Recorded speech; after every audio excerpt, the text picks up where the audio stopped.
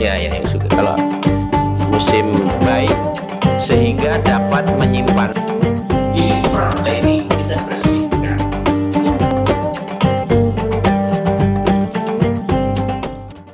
Bismillahirrahmanirrahim. Assalamualaikum warahmatullahi wabarakatuh. Waalaikumsalam warahmatullahi wabarakatuh. Alhamdulillah. Wassalatu wassalamu ala Rasulillah Muhammad ibn Abdillah wa ala alihi wa sahbihi wa mawala. Rabbi shrah li sadri wa yassir li amri wahlul 'uqdatam min lisani yafqahu qawli.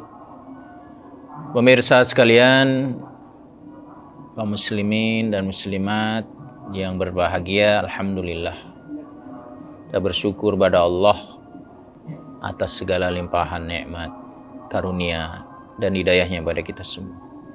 Salawat, salam semoga Allah curahkan untuk Rasulullah Muhammad sallallahu alaihi wasallam. Pemirsa yang dirahmati Allah subhanahu wa ta'ala, Al-Imam Ibnul Qayyim rahimahullah berikan nasihat pada kita semua bahwa dalam diri kita ada dua penyakit yang sangat-sangat berbahaya. Dua penyakit itu, kata beliau, adalah yang pertama riya, yang kedua takabur, sombong. Ini setiap orang, setiap manusia punya bibit ini, punya potensi ini. Disitulah ujian bagi kita, apakah kita mampu mengendalikan, melemahkan, melawan dua penyakit hati ini. Setiap kita ada, pasti.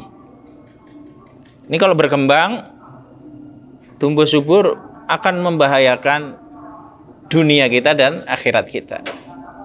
Tapi kalau kita mampu menekan, meminimalisir, mengalahkan dua penyakit ini, insya Allah kita akan beruntung, baik dunia maupun akhirat. Dengan riya, sebesar apapun amal ibadah kita nggak ada artinya di sisi Allah, bahkan kita mendapat dosa. Ini makanya yang paling ditakutkan oleh Rasulullah kepada kita, pada umatnya ini paling ditakutkan adalah riya, syirik kecil, ya, seperti semut hitam di tengah malam. Geremet. Geremet apa Pak Arif? Geremet. Ya, nggak kelihatan tapi ada. Ini sangat-sangat berbahaya. Begitu juga dengan kesombongan, takabur. Ini juga menghapus amal dan pahala kita. Maka kita harus berhati-hati dengan dua penyakit hati ini. Penting saling mengingatkan, saling membantu, bahkan saling mendoakan. Saling mendoakan. Ya Allah, selamatkanlah hatiku, hati teman-temanku, saudaraku, dari penyakit-penyakit hati, khususnya riya dan sombong. Jadi dengan mendoakan orang, saudara yang dia nggak tahu kita doakan, akan kembali pada diri kita. Malaikat akan mengaminkan, walakal mithlu, dan bagimu seperti yang kamu doakan. Jadi salah satu cara doa kita dikabulkan oleh Allah itu dengan mendoakan orang lain diam-diam. Misalnya diam-diam kita doain Pak Arif, ya Allah karuniakanlah pada Pak Arif apa kebutuhan istri yang soleha, gitu. Misalnya yang cantik jelita, ya, yang muda, yang taat, gitu ya. Ya, diam-diam kita doainya, ya, diaminkan malaikat. Dan ternyata Pak Ali belum dapat, kitanya dapat duluan. Karena kita sungguh-sungguh doain Pak Arif. Soalnya kami juga mendoakan. Iya, gitu caranya. Ya, hingga lama Pak Arif dapat juga insya Allah. Begitu juga doa yang lain. Nah, ini yang paling penting, ini doa dibersihkan hati. Makanya Rasulullah juga mengajarkan, Allahumma ati nafsi taqwa. Ya Allah, berikanlah kepada jiwaku ketakwaan. Wazkiha, dan bersihkanlah ya Allah hati kami. Anta khairu man zakka. Engkau adalah sebaik-baik yang membersihkan hati. Anta waliyuha maulaha. Engkau pemilik, engkau penguasa, tuannya hati kami ya Allah. Jadi riya sama takabur ini Masya Allah, dua penyakit yang sangat-sangat berbahaya. Tetapi Allah Subhanahu wa Ta'ala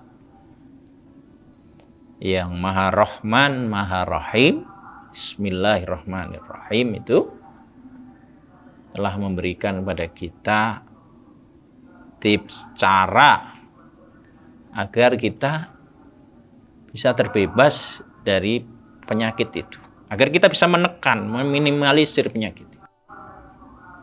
Dan cara ini sangat-sangat dekat dengan kita. Sengaja oleh Allah Subhanahu wa Ta'ala, cara ini Allah dekatkan pada kita, bahkan Allah wajibkan bagi kita untuk membacanya minimal sehari itu 17 kali, sebagaimana jumlah rakaat kita sholat 5 waktu. Apa? Ayat apa khususnya yang terkait dengan untuk menetralisir namanya riya dan takabur ini? Yaitu surat Al-Fatihah ayat yang kelima. Apa surat Fatihah ayat kelima bunyinya? Hafal semua kan? Ihdinas, bismillahirrahmanirrahim, alhamdulillahirabbil alamin, arrahmanirrahim, maliki yaumiddin, iyyaka na'budu wa iyyaka nasta'in, ihdinas siratal mustaqim. Ayat ke-6. Berarti kelima? Iyyaka na'budu wa iyyaka nasta'in. Dari ayat iyyaka na'budu wa iyyaka nasta'in, kalau benar-benar kita baca dengan lisan, dengan hati, dengan pikiran kita, insya Allah ini yang bisa meminimalisir, menekan penyakit yang namanya riya dan sombong itu. Kalau kita benar-benar iyyaka na'budu, hanya kepadamu ya Allah kami menyembah, kami beribadah, kami mengabdi, segala jenis bentuk riya insya Allah lewat. Kalau ini benar-benar tertancap kuat, terpatri kuat dalam hati sanubari kita, iyyaka na'budu. Makanya kata-kata ini selalu kita ulang, kita mantapkan. Hanya kepadamu ya Allah na'budu. Dan kita diciptakan ini untuk beribadah. Wa ma khalaqtul jinna wal insa illa liya'budun. Jadi seluruh ibadah kita, inna sholati wa nusuki wa mahyaya wa mamati lillahi rabbil alamin. Ini juga terwakili dalam kata ayat iyyaka na'budu. Kalau ini mantap, tidak hanya dalam sholat kita iyyaka na'budu, dalam baca Al-Quran, dalam zikir, dalam mencari ilmu, dalam mencari nafkah, itu kan kewajiban semua. Itu kan ibadah. Iyyaka na'budu. Hanya kepadamu ya Allah kami beribadah. Tujuannya pada Allah, caranya adalah cara Allah, yang kita harap hanya Allah. Jadi untuk menghilangkan riya itu dengan mentadaburi, merenungi, meresapi makna iyyaka na'budu. Apa artinya setiap saat kita berikrar dengan iyyaka na'budu, tapi faktanya niat kita untuk dia, untuk kamu, untuk siapa? Bukan karena Allah. Ini. Jadi dengan iyyaka na'budu ini, Allah mengajarkan kepada kita cara menetralisir penyakit yang namanya riya. Kita mantapkan itu. Iyyaka na'budu. Hanya kepadamu ya Allah kami beribadah. Jadi ayat ini salah satu pesannya adalah bahwa segala macam bentuk riya harus kita tolak. Pengen dilihat, pengen didengar, pengen dipuji, pengen diapresiasi oleh selain Allah, itu berarti riya. Itu pasti akan datang setiap saat. Namanya manusia kan, kita makhluk sosial. Kita punya telinga, kita punya rasa, punya perasaan kan. Yang namanya apresiasi itu wajar. Tapi kalau melebihi kewajaran itu bentar menjadi riya. Silakan, kita diperintahkan saling memuji, saling mengapresiasi. Tapi jangan sampai kemudian itu menjerumuskan kita pada riya. Makanya iyyaka na'budu. Kita resapi, kita tadaburi hanya kepadamu ya Allah. Seraya kita juga berdoa ya Allah kuatkan. Jauhkan dari riya. Berarti kalau kita masih riya, masih gampang dipuji, gampang ujub, sum'ah dan lain sebagainya, iyyaka na'budunya kurang kuat. Dan yang kedua adalah wa iyyaka nasta'in, dan hanya kepadamu ya Allah. Tidak ada yang lain kan berarti kalau hanya. Kami memohon pertolongan, kami lemah ya Allah. Kami tidak ada apa-apa. Ya, kami sakit engkau yang menyembuhkan ya Allah. Kami butuh makan engkau yang memberi makan. Kami butuh ini, butuh itu, hanya kepadamu ya Allah. Kalau iyyaka nasta'in, wa iyyaka nasta'innya ini kuat, nggak ada lagi kesombongan. Kita sangat bergantung pada Allah. Kita sangat-sangat butuh pada Allah. Maka yang berhak sombong hanya Allah. Berarti semua potensi yang kita miliki itu karena diberi oleh Allah. Karena atas izin Allah. Jangan sampai kita terpeleset untuk kemudian menyombongkannya.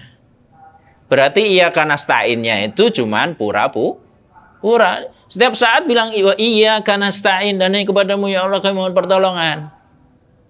Tapi di luar seolah-olah dia yang memberi pertolongan, seolah-olah dia yang segala-galanya. Lupa dengan wa iyyaka nasta'innya.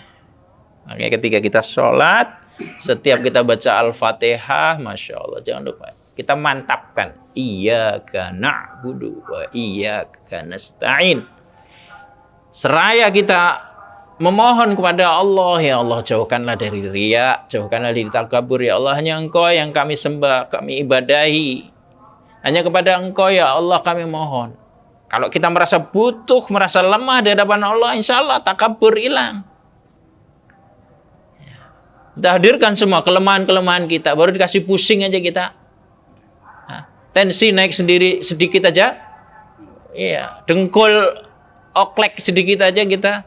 Gitu kok sombong. Ya.